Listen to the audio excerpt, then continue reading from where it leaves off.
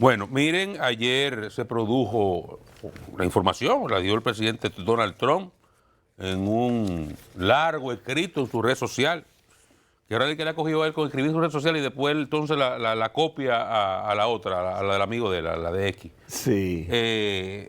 Dando cuenta, don Donald, de que conversó tanto con Putin como con Zelensky y que están dándose los primeros pasos para un acuerdo que ponga fin a la guerra en Ucrania. Incluso se especuló de la posibilidad de que de aquí al 9 de marzo, no sé por qué esa fecha, se produzca una reunión entre Donald Trump y Putin. Le interés sería que también participe Zelensky y la Comisión Europea reclama también un asiento en la discusión. Europa, que forma parte también de este triángulo, más que la OTAN, Europa, para llegar a un acuerdo de paz, que se adelanta, porque lo dijo ayer o antes de ayer Pete Hegseth, el secretario de Defensa, en la primera reunión de la OTAN, luego de la llegada de Trump, que es irreal, sería irreal pensar en que las fronteras de Ucrania volverían a como estaban antes del 2014, cuando iniciaron los primeros conflictos en el Donbass y que Rusia tomó la península de Crimea. Entonces estaríamos hablando de un plan de paz que pasaría por algunos acuerdos que ya se han filtrado, que implicarían el reconocimiento por parte de Ucrania de la posesión rusa de Crimea y algún tipo de negociación con el Donbass que pase por o la anexión de sus territorios a Rusia o la creación de un tercer estado, un tercer país con filiación rusa o cercanía rusa. Recuérdense que el conflicto que hay ahí es porque se entiende, Rusia ha financiado allí primero un conflicto interno, una guerra civil, porque esa zona del oeste de Ucrania tiene un alto componente de ruso parlante, personas de descendencia rusa muy cercana a la población rusa. Entonces, parecería que por ahí habría que negociar.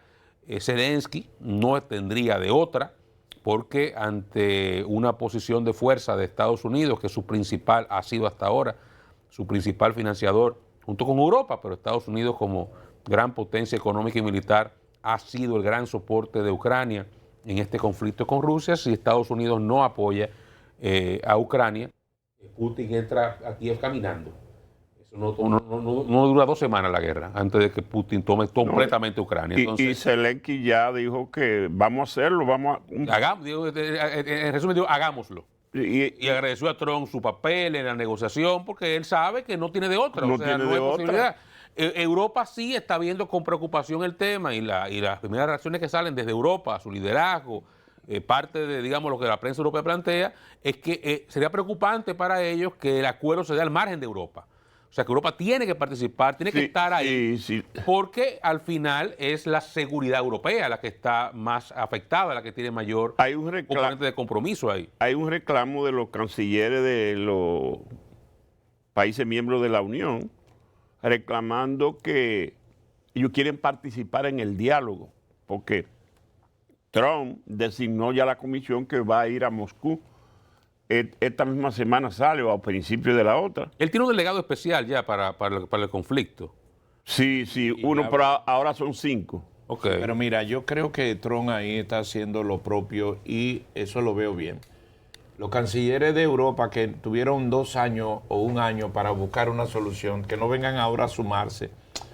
Lo digo en una conversación. No, que se sumen es importante. No, Perdón, yo lo estoy diciendo en términos callejeros porque es muy bueno hablar desde aquí. No, que el conflicto no es solamente de eso.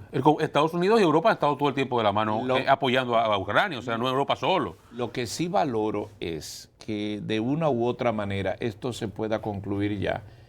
Y me animó cuando Zelensky dijo, hagámoslo.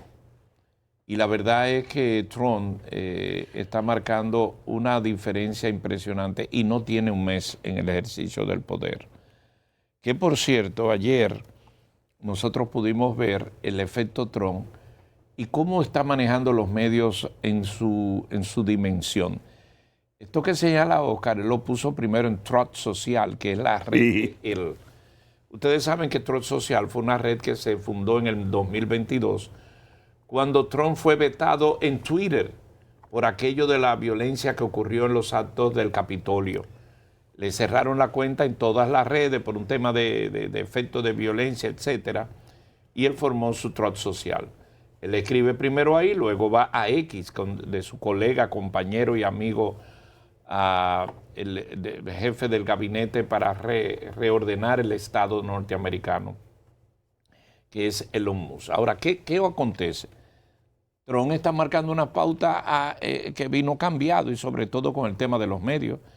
Miren que de la gente más vista fueron los 5 dueños de las redes sociales y de los movimientos. Entonces, ¿qué pasaba antes? Fíjense que Estados Unidos, como todos los gobiernos, tienen un centro de información de prensa, ¿verdad? Ese salón, el press conference, que como se llama en la sala oval, eso es de antología. Cuando se va a anunciar algo en Estados Unidos, cuando es muy grande sale el presidente de los Estados Unidos, pero hay una vocera que sale ahí. Miren esa foto ahí, de eso quiero hablar. Miren cómo son ahora las notas de prensa. Ese es el salón de prensa ahora. Eso que está ahí, estaba yo analizando ayer con Juan Guerra. ¿Cómo está ocurriendo esto ahora alrededor de...? Miren el niño. O sea, eso era impensable. El presidente de los Estados Unidos con Elon Musk y el niño. Ahorita Elon Musk se sube el muchacho en la cabeza.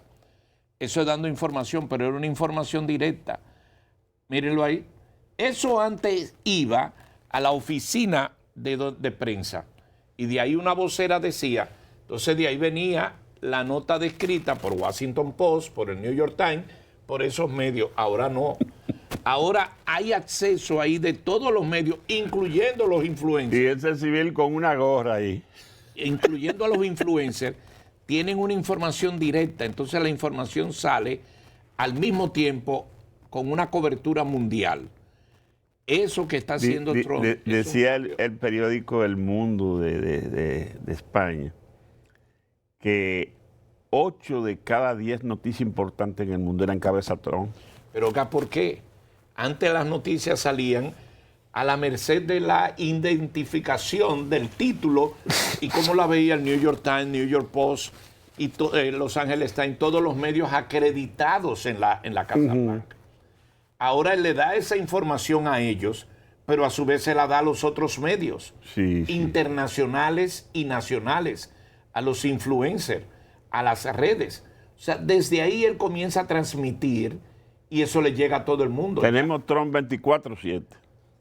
Ese es un cambio radical y eso no se puede, y eso hace que no haya ningún detalle en la información. Fíjense cómo salen esto de USAID, fíjense cómo sale la información, ahí mismo sentado Trump. Esa es la vocera de la Casa Blanca. Desde ahí es que se hacen las informaciones. Pero esa vocera ahora, Trump está compartiendo el trabajo con ella y Elon Musk también. Sí, yo pienso que son esos primeros días, don Luis, que él tiene ese protagonismo porque él no va a tener tiempo de seguir haciendo ese artitaje durante mucho tiempo. Usted no conoce a Trump. Eso es ensayando que él está. No, don Luis, es que no le queda tiempo. Él prometió, por ejemplo, desde la campaña, que iba a terminar la guerra en 24 horas, tanto la de Israel en Palestina como la de Rusia en Ucrania. Sin embargo, eso ya está por ocurrir, por pasar. Una vez que eso se logre, él tiene que atender otra cosa. Bueno, mire, lo que pasa es que es muy... Primero, no es que se va a lograr tan fácil, pero mire, vamos a estar claro en algo. Esto no es que Trump es un genio. No, Trump está cediendo a Putin, simplemente. O sea, aquí hay que ver por qué se produjo la invasión de Rusia a Ucrania y por qué Occidente le paró los pies a Putin. Putin tiene una visión imperial de Rusia y habla de volver a Rusia de los tiempos de que el imperio ruso de Catalina la Grande, lo habla abiertamente. Y ya hubo un problema con una expansión, una invasión en violación a las leyes internacionales de una parte de Georgia, cuando Georgia en su momento se zafó de la influencia rusa y apostó a la democracia interna. Cuando se da en Ucrania el Euromaidán, que es un movimiento que procura que Ucrania se separe de Rusia, eso en el 2014, y se integre más a una democracia occidental tipo europea, la respuesta de Rusia es invadir parte de Ucrania y a anexarse Crimea y financiar una guerra civil en el Donbass durante 10 años. Cuando se comete tal vez la imprudencia, pero ante lo que están viendo, y preocupa a Polonia, y se preocupa a República Checa, y se preocupa los países bálticos, que están viendo su frontera amenazada por este monstruo militar económicamente pineo, porque eso es lo que pasa con Rusia. Rusia es un gigante militar y un pineo económico. Sí. Entonces está buscando la expansión de sus territorios. Y a eso es que Europa dice, espérate. Y ha contado para eso con Estados Unidos.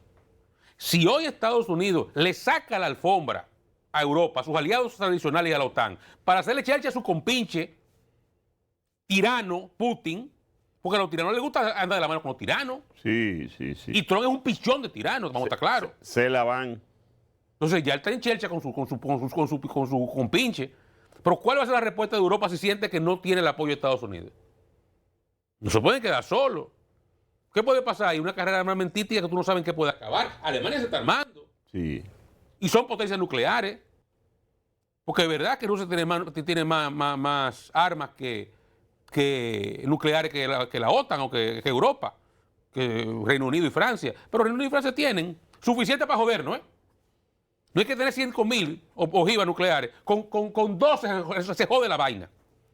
Con 10 o 12 se resuelve esto y se acabó esto. Para que estemos claros. Sí. Ellos tienen suficiente para joder la vaina. Entonces, las consecuencias geopolíticas, señores, tú no manejas el mundo o tu país como si tú fueras un casino en Las Vegas o en Atlantic City. Decía con mucha gracia, pero con mucha realidad, Lula hace un tiempo, estos días, Lula, nosotros pensábamos que los americanos habían elegido a Trump para dirigir Estados Unidos, pero no estamos enterando que para dirigir el mundo. Sí. Entonces, espérese. Él está aspirando a eso. Espérese. O sea, como decía von der Leyen, la presidenta de la Comisión Europea, son los aranceles, va a tener consecuencias. Eso no es así, que usted va a hacer lo que le dé la gana. Y que usted, ¿verdad que tú firmas el Golfo de América en el avión y viene el payaso de Google y te lo pone en el Google Maps y el otro de Lambones? Pero tú no le cambiaste el nombre a eso. Tú simplemente vas a ser más ignorante al americano que va a creer que eso se llama así. No se llama así. Se llama Golfo de México. Entonces, tú no cambias el mundo con tu firma estúpida. No. Entonces, esa reunión y la forma en que se maneje este conflicto, que yo creo que tiene que terminar, y yo creo que lo que dice Estados Unidos de que no es real volver a la frontera del 2014 es cierto, y es que para ese conflicto es cierto, pero ¿cuáles son los términos de ese conflicto? Tú no puedes negociar entre Churchill, entre dos amigos, párame esa vaina y déjame esto aquí.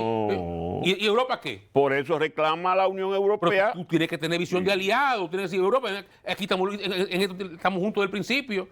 No es que el corrupto de Biden, no. Es Estados Unidos, tú tienes que verla tú como estadista. Porque una vaina es que tú expulses todo el mundo de tu territorio, lo que sea. Muy bien, tú puedes lo que te tu gana. Pero cuando ya tus políticas tienen impacto hacia afuera, hacia cómo quedará el tablero mundial, a veces uno tú tienes que contar con aliados, con cómo tú lo vas a hacer. Repito, eso no es manejar un casino en Atlantic City. Entonces Trump tiene la obligación, si queremos que esto acabe bien, de sentarse primero con sus aliados europeos. Y esa llamada que él hizo a Putin, a juntarse con los aliados de él de Europa y decir, yo hablé esto, vamos a negociar, vamos a hablar, ¿qué es lo que vamos a hacer? Hoy, un liderazgo, yo soy el líder de esto, yo entiendo que tenemos que ir por aquí, pero ¿qué ustedes creen? Personal visión de este carajo. No, yo y tu dictador. Cuando yo vi que él planteó lo de Groenlandia, lo del canal de Panamá y lo de Canadá, digo yo, pero la megalomanía llega hasta ahí. Entonces, el problema es ese, cómo termine la guerra en Ucrania va a tener efectos geopolíticos a futuro. Eso no es que ya que se acabó, que paramos, que dejamos esa masacre. No. ¿Cómo termine? ¿Cuál sea el acuerdo de paz ahí? Va a tener efecto futuro. Ahí tiene, y por eso, por ejemplo, Europa tiene que estar ahí, porque una de las condiciones que se están colocando de parte de Ucrania, pues tú tienes que ceder algo, Sí. es que Ucrania ingrese a la Unión Europea, por ejemplo, que se garanticen las fronteras. Se ha hablado en parte de negociación de una fuerza de paz, no de la OTAN, incluso se discutió en el tema de la reunión de la OTAN de esta semana, una fuerza de paz no de la OTAN, pero sí de la Unión Europea, que no incluirá a Estados Unidos y Canadá, pero que incluirá a los países de la Unión, Sí. militarmente, dándole apoyo a las nuevas de seguridad a las nuevas fronteras ucranianas, para que no siga la expansión. Porque el problema de Europa, lo que le preocupa es el expansionismo de Putin. Esto no es lo loco. Hay una razón por la cual las cosas están pasando en Europa y en esa guerra de ahí. Entonces, hay que sentar a Europa en la mesa y escuchar a Europa y saber qué es lo que cuál es el rol que va a jugar Incluirlo en el en nuevo las tablero. negociaciones, incluirlo en las negociaciones. No solamente incluirlo, no es que vengan, es que tienen que ser parte. Mira, aquí mucha gente, aquí no, en el mundo y sobre todo en Estados Unidos, cuando ve la salida de Estados Unidos de Afganistán, ese desastre, Sí. lo cifra en Biden.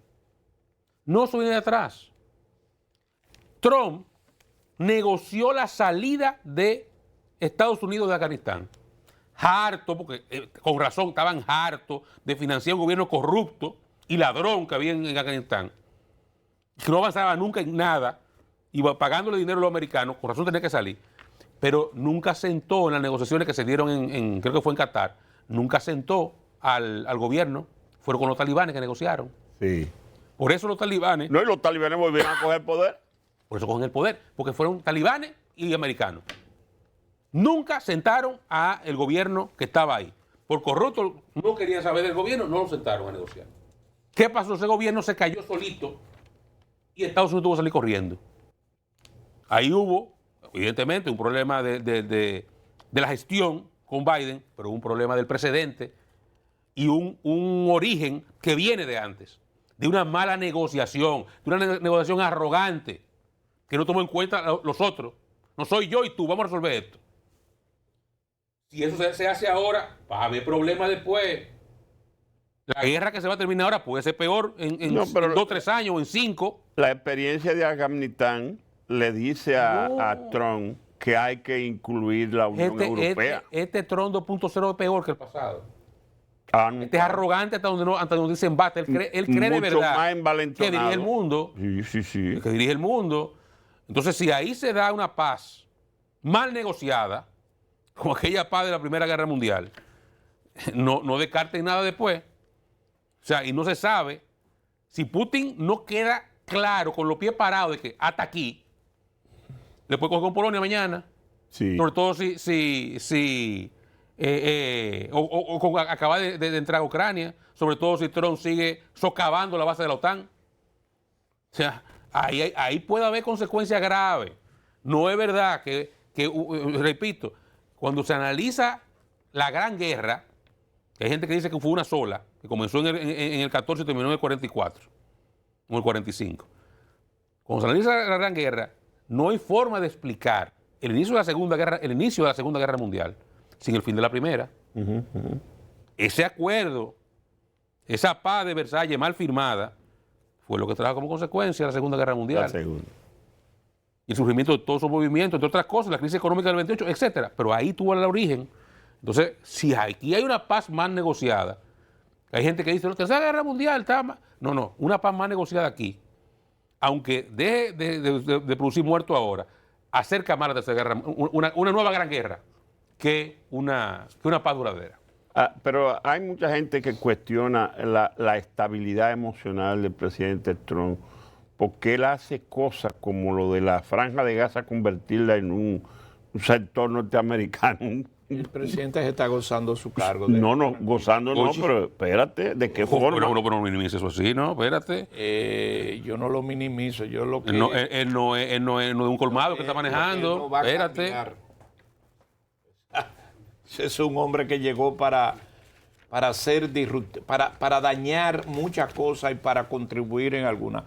Ojalá, yo comparto que pueda llegar un poco más allá al consenso, pero lo que hay que buscar una vía rápida de terminar esa guerra, y si es él, que sea, obviamente, siempre con los cánones internacionales, porque eso no es un colmado que se está cerrando, eso no es un pleito de comadre que se está terminando, eso es una guerra que ha terminado con la vida y con los espacios de demasiados territorios y que tiene una afectación. Es que él es muy ligero, don Luis, en demasiadas cosas. Ustedes lo están conociendo ahora.